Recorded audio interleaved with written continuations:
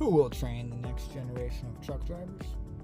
Every time I see a video of some rookie struggling to back up or making poor decisions in other aspects of trucking, I immediately think of their training.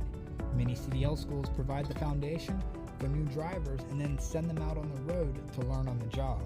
They can't fully be prepared for every circumstance, but they can be well trained. What makes somebody well trained? What is a good trainer? What is a good trainee? These and more are the questions that we're going to explore. To begin, we should acknowledge the very unique training experience in the trucking industry. Most new drivers get 3 to 4 weeks of class experience where they learn the regulations and the fundamentals, and then they're put with a trainer for another 3 to 4 weeks to shadow them and get real-world practice. From there, they get put in their own truck. This is standard operating procedure for the industry.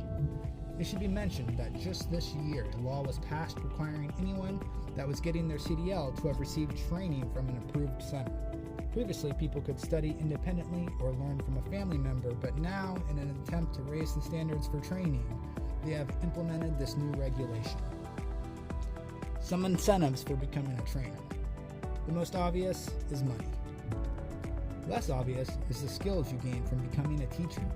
Being able to discern work ethic / character by having a frame of reference gained by closely evaluating a group of people. This may be advantageous for someone who is looking to hire for their own business. Also, a good teacher can identify strengths and weaknesses to provide precise feedback to accelerate the trainee's growth. This translates to child rearing as well. Being able to communicate understanding from yourself to another is a valuable skill being a trainer will hone. There are some challenging parts to being a trainer. I will leave you to use your imagination to create circumstances based on certain personality profiles. Attributes of a good trainer: patience, cleanliness, communication, discernment, adaptability, professional, accountable, responsible, concern, compassion, humility, empathy, and respect. Attributes of a poor trainer: irritability, haste, indifference, poor hygiene, poor temperament, lack of knowledge of profession, lack of initiative, greed, and lack of morals or character. Attributes of a good student: receptive of feedback, takes initiative, respectful, professional, humble, clean, grateful. A poor trainee is arrogant, lazy, unaccountable, disrespectful, unhygienic, poor temperament, closed-minded, indifferent, and lastly, entitled. This is by no means a comprehensive list, but it helps illustrate some challenging aspects of the job.